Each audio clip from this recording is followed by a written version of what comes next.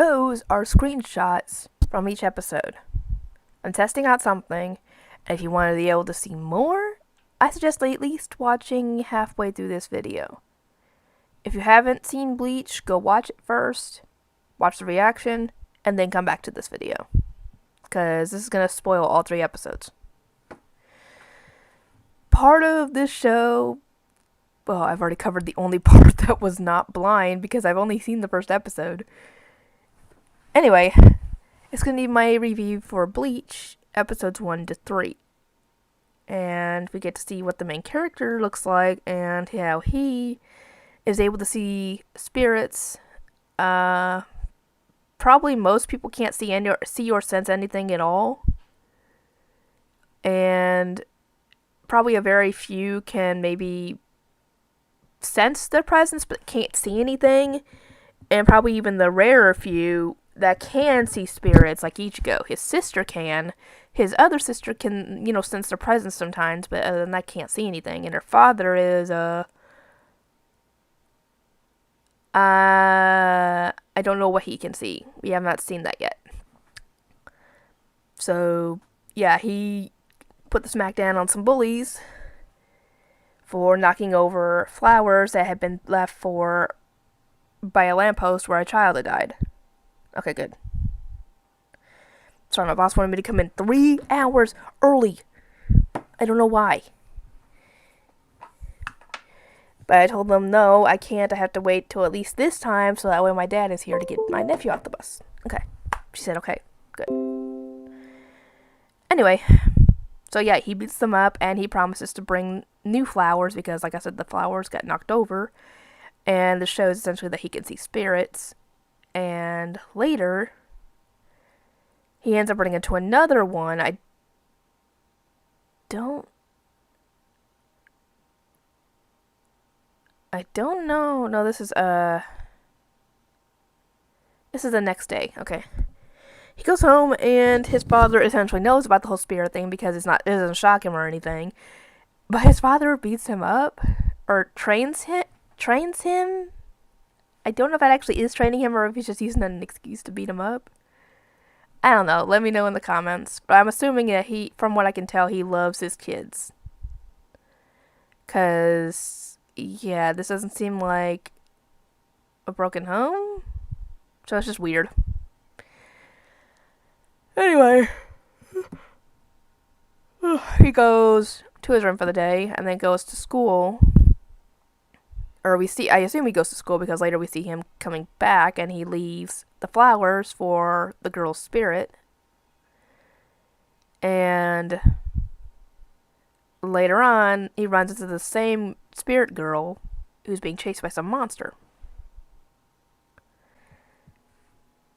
It starts chasing him and the girl, and before it can attack them, a girl jumps in out of nowhere and destroys the monster. She didn't just leave without saying a word.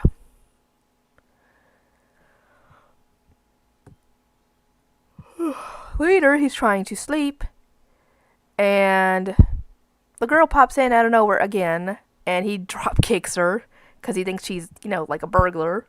And she's like, "You can see me?" So apparently, she was in her spirit form to where normal people shouldn't be able to see him. Or see her.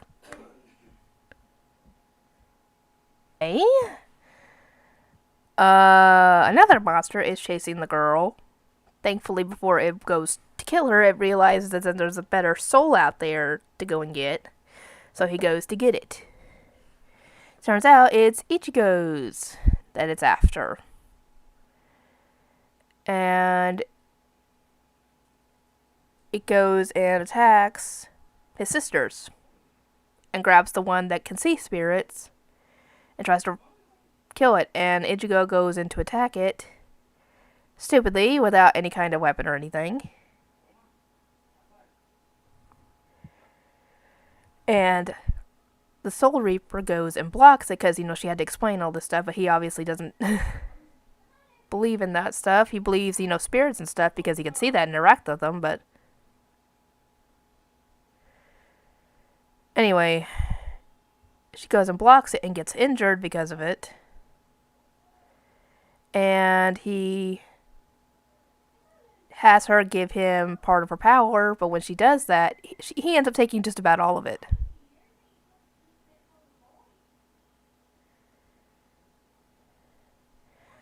So he goes in and kills it, and the funny thing is that his sword is a lot bigger than hers. Later, for some reason, his family thinks that a truck plowed through their house, that obviously they had to wipe their memory, because if not, they would have gone and blabbed, and people would think they're crazy.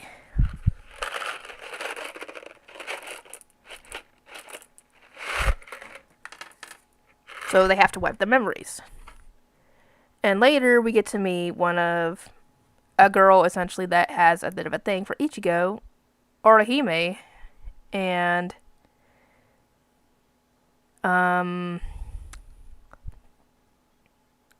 we find out that her name is Rukia, and she is now in a temporary body, having to go to his school, not only to keep an eye on him because he's now got her power, but she has to do this to regain her power. I guess her power will regrow itself. What the? Oh, that's why. I was like, what the fuck? Oh, it's because I hadn't moved the mouse. Okay. Anyway, and also because he obviously does not know what he's doing when it comes to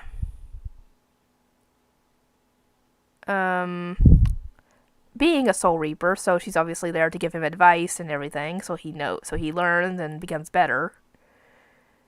And she can somehow, I guess, she could pull his soul out of his body, and his body is now essentially on the ground when she does this.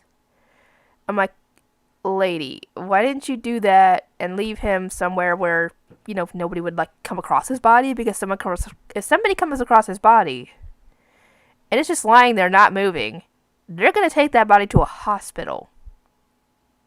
Or they're going to assume that he's dead and take him to a morgue. And then your family's going to get called and everybody's going to be all worried and everything. So she should have left him, or should have done that, in a place where, well, they wouldn't be found until they got back to the bodies. So they end up running into another hollow. I don't want to say hollow. As chasing a boy spirit, and he, kills it. And she essentially tells him that if you're going to save this one child, you have to commit to saving every spirit. Because you can't, half-ass it. And yeah, he not only does he kill the hollow, but he also allows the spirit to pass on. Like she did with the other one in the last episode.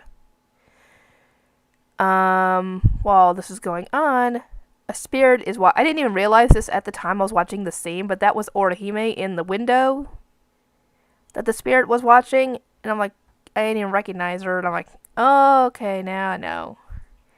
And while this is going on, some hollows show up and drag the poor guy's soul. I don't know where that is. And he tries to get away, obviously, but there's sadly nobody to save him, so his soul gets devoured, and he's turned into a hollow himself. And I'm like, okay, that's how hollows are created. They'll either become corrupt, or they get devoured and turn into one. And, a hollow later attacks... No, actually, before that, a driver almost hits Orihime, and she ends up having a bruise on her leg that looks very, it shouldn't be there, because as far as we know, it was not there earlier when she was talking to him at school. And I was like, bruises don't normally form that quickly unless, I'm guessing, there's a lot of pressure, or rather a lot of trauma to it, in which case they could form quickly, but I don't even think that quickly. Anyway, Rukia senses another hollow, and it attacks him while he's in his room. A gigantic sword's not very good for swinging in that room, because when he swings it, it cuts through the ceiling, a bit. And sadly, he's obviously still learning with this whole thing, so he wasn't able to get him where he needed to in the head, but it was enough to cut the mask off that was covering the Hollow's face, and it turns out this was Orihime's older brother that had died 3 years ago. Turns out this poor guy was watching his sister the entire time, and now I realize he was watching over her the entire time. And some semblance of him is still there. He's not, completely a monster, I guess. Not completely evil, corrupt. And he disappears and leaves them. And then goes after Orihime, who's spending time with her friend. And, they're having dinner, they're having a good time and everything. And it goes and attacks them. And her friend gets injured and passes out, probably from shock, blood loss, pain, any combination. And she is now out of her body, with a chain connecting from here to her body. And we find out that's the chain of fate, and as long as you have that still connected to you, you are still alive. And if it's not connected, then obviously you're dead. And it turns out that he's upset that she essentially stopped, praying and honoring his memory once she grew up, got older and started high school and all that. And he tries to essentially get her to come with him. And apparently their parents abandoned them at some point, and he was 15 when she was born. So I'm guessing they had her, and not long after that, he had to start raising her like his own, because that's all they had. There was each other. So he essentially became more like a dad to her, even though they're big, they're siblings. So he was essentially 27 when he died, because she was like 12 at the time, and so I'm assuming she's 15 at this time. So he would have been 30 at this point had he lived. And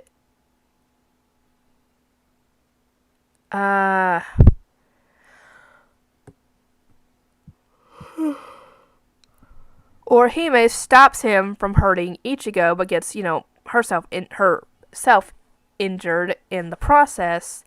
And essentially she was wearing a hair clip that's shaped like an icicle that he had gotten her, and she's been wearing it every day since. Because apparently he got it for her the same day he got in the car accident, and they had an argument about it because she thought it didn't look cool or grown up or something. And he left for work, and, well, we all know what happened after that. And so essentially that was her way of honoring him, because she wore it apparently every day, I'm guessing since his death. So essentially the mask ends up breaking completely, and he is now of sound mind, not sound body, of course, because his body's still monstrous. So he ends up grabbing Ichigo's sword and essentially plans on ending himself while he's still sane, so he doesn't go and attack them again. And this is apparently the right call, because that will exorcise him and essentially cleanse his soul and allow him to go to the Soul Society. So this happens, and they have to wipe Orihime's memory, and I'm guessing her friend's memory, because, well, her friend didn't really see anything but strange things happen, so yeah, she apparently thinks that, what was it? A sumo wrestler busted into the house or something? I think that's what she remembered. But yeah, Ichigo promises to help people as he can, because obviously he doesn't, I guess, people that he encounters that need his help. But it's a start. And this is a start to a very long series. Not near as long as One Piece, because unlike One Piece, this has an ending. As far as I know. I think it's 337 episodes or something? If they're planning on making more, let me know. But if it's actually, over, then that's good. It has a finite ending I can get to. Anyway, I'll see you guys next time.